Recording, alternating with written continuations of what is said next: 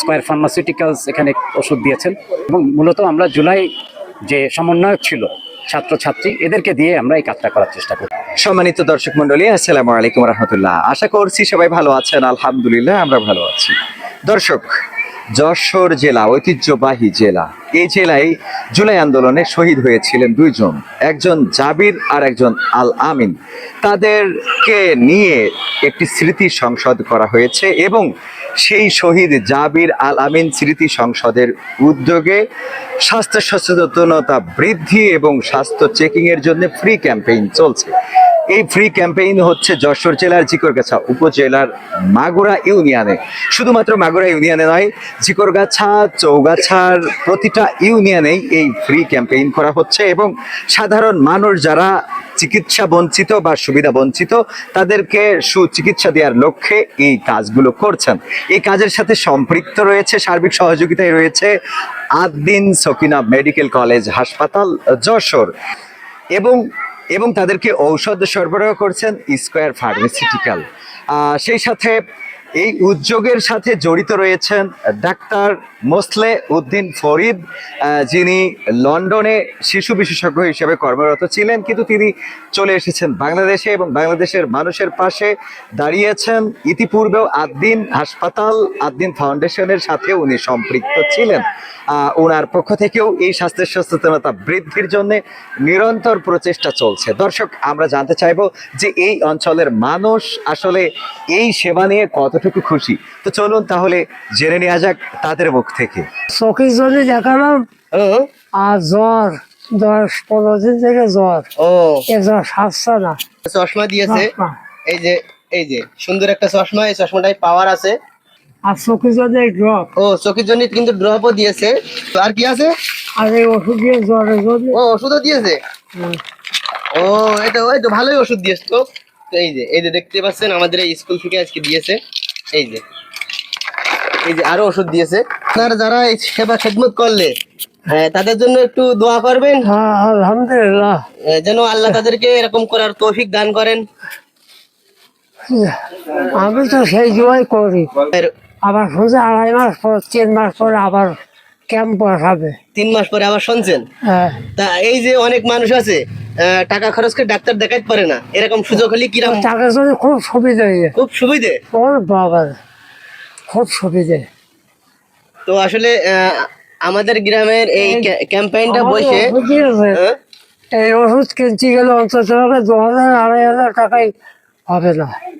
এই ওষুধ দিয়েছে আপনার? হ্যাঁ। তা এই ওষুধ 2000 টাকাতে তো আপনি কিনতে পারতেন না। না, সম্ভব না। রোগে ভুগবেন কিন্তু ওষুধ তো কিনবেন না। না, ওষুধ আমি কিনে নিই, ওরা ফিরে দিয়েছে। আর ওই বাইরে থেকে কিনতে গেলে 2000 টাকা লাগতো। ও, সেটা দিয়েছে আপনার? হ্যাঁ। আমাদের সমাজে আসলে এমন মানুষ অনেকেই আছে যে রোগ নিয়ে ঘষছে কিন্তু টাকার অভাবে চিকিৎসা করাতে পারছে না। তো আজকে সেই সব মানুষের জন্যই যে দেখতে পাচ্ছেন সুন্দর একটা মনোরম পরিবেশ। বাবার খুব খুব কাজ করেছে ওরা, এখনো পর্যন্ত দেখছে। আসলে এরকম ক্যাম্পেইন মাঝে মাঝে হলে তো আপনারা সবাই ভিডিওটা বেশি করে শেয়ার করে দিবেন এবং সকলের জন্য দোয়া করবেন। যারা আয়োজন করেছিল, যারা খাটছে, সবাই জন্য দোয়া করবেন এরকম ক্যাম্পেইন যেন বারবার আসলে বসাতে পারে বা দিতে পারে। দর্শক মন্ডলী, এতক্ষণ পর্যন্ত দেখছিলেন অত্র অঞ্চলের মানুষ আসলে কতটুকু খুশি হয়েছেন আজকের এই সেবার কারণে। এই উদ্যোগ যিনি গ্রহণ করেছেন, অন্যতম স্বপ্নদ্রষ্টা যিনি ডাক্তার মোসলে উদ্দিন ফরিদ। চলুন তার কাছ থেকে আমরা জেনে নেওয়া যাক কেন তিনি এই ব্যতিক্রম ধর্মী উদ্যোগ নিলেন এবং আসলে তিনি কি বলতে চান।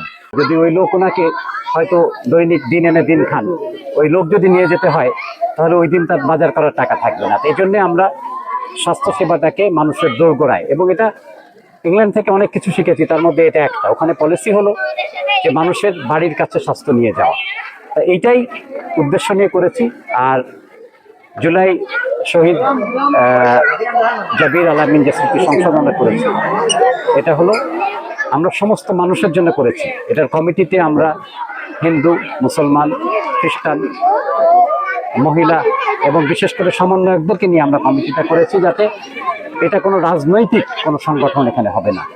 যারা এখানে কাজ করতে স্বেচ্ছাসেবক হয়ে আসবেন, আমরা এটাকে যদি স্বেচ্ছাসেবক দিয়ে আমরা চালাতে পারি। এবং আমরা আজকে এখনো মিটিং করছিলাম, চিন্তা করছি যে এটাকে প্রতি 2 মাস আমরা করার চেষ্টা করছি। মনে হয় ভাইয়েবল হবে না, অন্তত প্রতি 3 মাস আমরা এই যে এখানকার জিগরগাছা চৌগাছা 24টা ইউনিয়নে আমরা ইনশাল্লাহ নিয়ে যেতে পারবো। এবং সবচেয়ে বড় হলো যে চোখের যেটা আমরা করছি, একটা ছানির অপারেশন করতে বাইরে প্রাইভেটলি 35,000 টাকা পর্যন্ত লাগে, আমরা 8 দিনে অল্প পয়সায় 22,000 টাকায় আমরা করি। কিন্তু এখানে আমরা সেটারও অর্থায়নের ব্যবস্থা করছি, যাতে ছানির অপারেশনের জন্য যাতে 1 টাকাও খরচ না হয়। এখানে আমরা প্রত্যেক দিন এখানে 600-700 ছানির রোগী দেখি বা বিভিন্ন চোখের রোগী দেখি, তার থেকে 35, 40, 45টা পর্যন্ত আমরা কিন্তু রোগী পেয়েছি, যাদেরকে আমরা সম্পূর্ণ বিনামূল্যে আমরা 8 দিনে অপারেশন করে দেবো।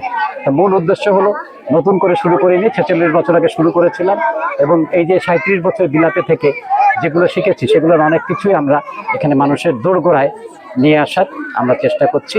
এবং সবাইকে মিলে এটা করতে হবে, কোনো ভালো কাজই তো একজন করা যায় না। এখানে আমাদের একটা we have got a great team, সবাই মিলেই এবং স্থানীয় স্বেচ্ছাসেবকদের দিয়েই সাহায্যেই আমরা টেকনিক্যাল লোক নিয়ে আসছি। এখানে প্রায় 40 জন আমার ডাক্তার নার্স এখানে আছে, সাথে আমার এখানে 60 জন স্বেচ্ছাসেবক কাজ করছেন। সবাই মিলেই কাজ করতে হবে। এখানে আদ্দিন সকিনা মেডিকেল কলেজ, এখানে তারা ডাক্তার দিচ্ছেন। এখানে স্কয়ার ফার্মাসিউটিক্যালস এখানে ওষুধ দিয়েছেন, আর আদ্দিন ফার্মাসিউটিক্যালসও ওষুধ দিয়েছে। স্কয়ার বেশি দিয়েছেন, আদ্দিন হয়তো আরও দিবে। আর বাকি যেটা অর্থায়ন, এটা আমি ব্যক্তিগতভাবে এখান থেকে দিচ্ছি। এখন পর্যন্ত এখানে আকিস বেকার্স আমাদের কিছু খাদ্য এখান থেকে দেন, আমাদের ভলান্টিয়ারদের কিছু খাওয়া দেওয়া লাগে। আমি এখানে যেটা আদ্দিন আমরা যেভাবে করি, সম্পূর্ণ একটা নিরপেক্ষ সংগঠন আদ্দিন, এবং এটা এই জাবির আলামিন এটা নিরপেক্ষই থাকবে। এবং যেটা আমি বলেছি যে এখানে আমরা এই নিরপেক্ষতার জন্যে এখানে আমরা সম্পূর্ণ অরাজনৈতিক পরিচয়ের লোকদেরকে দিয়ে আমরা এটা সাহায্য করব, বাট ওনারাই এটার ট্রাস্টি হবেন, ওনারাই এটা চালাবেন। এবং এখানে যেটা বলেছি যে এখানে হিন্দু আমাদের কমিটি মেম্বার আছেন, খ্রিস্টান মেম্বার আছেন, এবং মূলত আমরা জুলাই যে সমন্বয়ক ছিল ছাত্রছাত্রী, এদেরকে দিয়ে আমরা এই কাজটা করার চেষ্টা করছি। যারা বলছেন তারা আমি বলবো যে ওনারা হয়তো পলিটিক্যালি কালেক্ট ওয়ার্ড হয়তো সত্য না জেনে বলেছেন, এটাই আমি বলবো। আর সত্যটা আমরা বলে দিলাম, যদি ওনারা এর মধ্যে কোনো অসত্য বের করতে পারেন সেটা আমরা সেটার দায় দায়িত্ব নেব। স্যার, যদি সর্বশেষ প্রশ্ন করি, সেটা হলো স্যার, এটা জিগরগাছা চৌগাছার প্রতিটা ইউনিয়নে এই ফ্রি ক্যাম্পেইনটা চলছে, এবং শহীদ জাবির এবং আলামিন স্মৃতি সংসদের উদ্যোগে আদ্দিন সকিনা মেডিকেল কলেজের সার্বিক সহযোগিতায় কাজটা চলছে। এই ধারাবাহিকতা কি মানে ইলেকশনের পরে থেমে যাবে কিনা, এটা যদি 46 বছর আগে শুরু করা আদ্দিন যদি না থেমে যায়, এটাও থামবে না, কারণ আমরা মূলত এটাই আদ্দিনই আমাদের এটার মেইন ফোর্স। আর আমি বিদেশে ছিলাম, এখন দেশে এসে গিয়েছি। আমি ইলেকশন সেটা আমরা তো এটাকে পদ মনে করি না, দায়িত্ব মনে করি। দায়িত্ব যদি জনগণ দেন আমি দেশে থাকবো, দায়িত্ব জনগণ না দিলেও আমি দেশে থাকবো। কারণ তখন হয়তো আমি স্বাস্থ্য মন্ত্রণালয়ের সাথে কাজ করি। সেখানে জুলাই যে যোদ্ধা ছিলেন, জুলাই যে আহত, তাদের এখানে আমরা লন্ডন থেকে, আমেরিকা থেকে আমরা 25 জন ডাক্তার সরকারের কোনো রকম খরচ ছাড়া এখানে এনে আমরা তাদেরকে সরকারের সাথে সহযোগিতা একসাথে করে আমরা তাদেরকে বিভিন্ন অপারেশন করেছি, যাদেরকে বিদেশে চিকিৎসার জন্য নিয়ে যাওয়া হচ্ছিল। তাই এখানে দেশের কাজ করার জন্য দেশে ফিরে এসেছি। যদিও অনেকে আমাকে পাগল বলে যে বিলাতের পাসপোর্ট, বিলাতের অত্যন্ত কমফোর্টেবল লাইফ, ওই দেশের টপ জব আমি করি, 7 বছর আরও চাকরি আছে আমার ওখানে, তা সেটা ছেড়ে চলে আসছি। এটা দেশের জন্য এসেছি, এটা ইনশাল্লাহ দেশের জন্য এসেছি, দেশেই থাকবো, দেশের কাজ করব। এটার সাথে আমার ইলেকশনের সাথে এটার কোনো সম্পর্ক নেই। কাজ ইনশাল্লাহ চলবে।